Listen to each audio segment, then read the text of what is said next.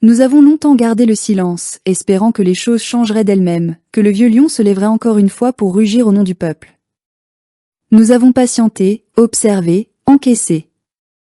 Mais aujourd'hui, notre colère devient parole, notre fidélité se heurte à la désillusion. Nous sommes de ceux qu'on appelle les soldats de Gbagbo, ces fils et filles du peuple qui ont donné sans compter, qui ont tout perdu, parfois la vie, parfois la liberté, souvent l'espérance, pour que vive une idée, celle d'une Côte d'Ivoire libre, digne et souveraine. Mais voilà que le doute s'installe, que la foi chancelle. Après l'arrestation brutale de Damana Adiapikas, après l'échec de la désobéissance civique qui devait empêcher Ouattara de briguer un 4e mandat, après tant de sacrifices inutiles, nous voyons nos dirigeants parler d'élections législatives comme si de rien n'était. Quelle ironie!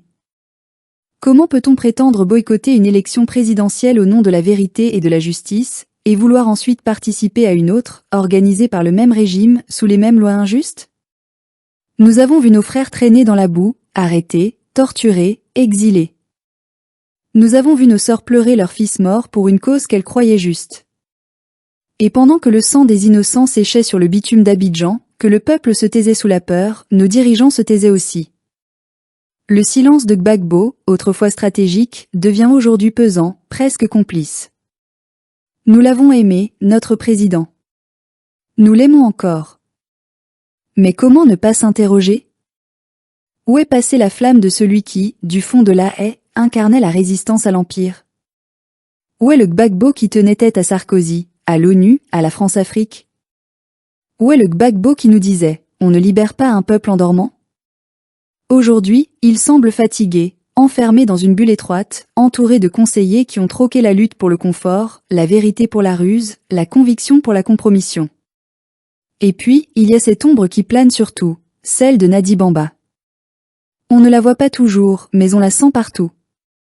Elle n'a jamais été élue, mais son influence au sein du PPACI dépasse parfois celle des plus anciens compagnons de route.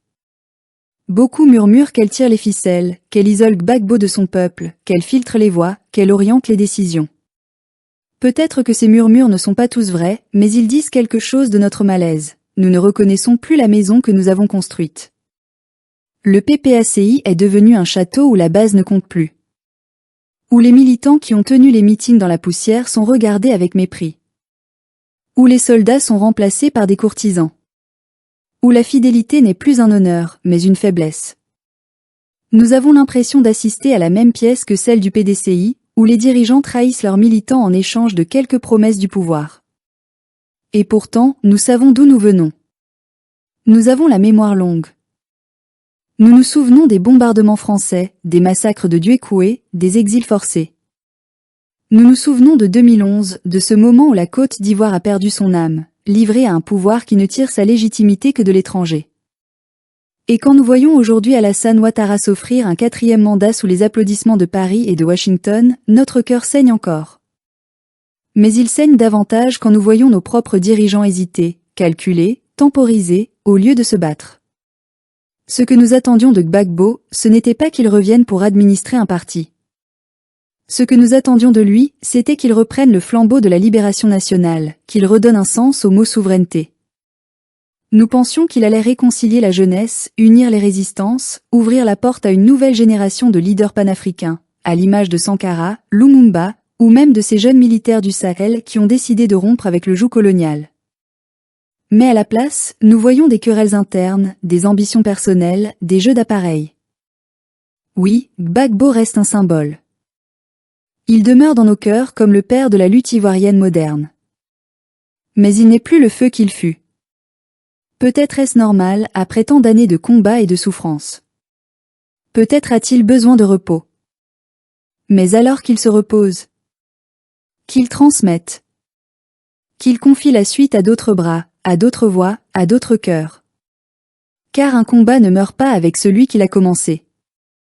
Nous ne voulons pas d'un PPACI devenu parti de calcul, nous voulons un mouvement populaire, enraciné dans la douleur et l'espérance du peuple.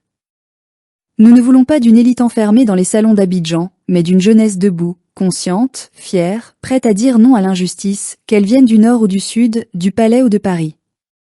Aujourd'hui, nous disons haut et fort, la Côte d'Ivoire ne sera pas sauvée par des compromis.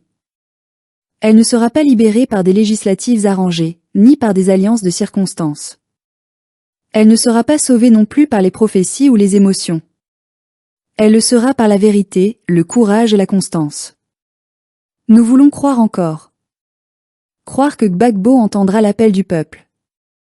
Croire qu'il sortira du silence, qu'il reprendra sa place parmi nous, non comme un chef de parti, mais comme un guide spirituel de la lutte. Croire qu'il se souviendra que ceux qu'il aime vraiment ne sont pas ceux qui l'encensent, mais ceux qui osent lui dire la vérité. Et si ce n'est pas lui, alors ce sera un autre. Car la lutte ne s'arrête pas. Nous sommes des millions à rêver encore d'une Côte d'Ivoire libre et fière. Une Côte d'Ivoire réconciliée avec son histoire, debout dans le concert des nations. Une Côte d'Ivoire où le mot justice retrouvera son sens, et où plus jamais un homme ne sera emprisonné pour ses idées. Alors oui, notre colère est grande. Mais notre espérance l'est encore plus. Nous avons perdu des batailles, mais pas la guerre. Le combat continue, au-delà des déceptions, au-delà des trahisons, au-delà des hommes. Car ce que nous défendons, ce n'est pas un nom, ni un parti. C'est une idée. Et les idées, elles, ne meurent jamais.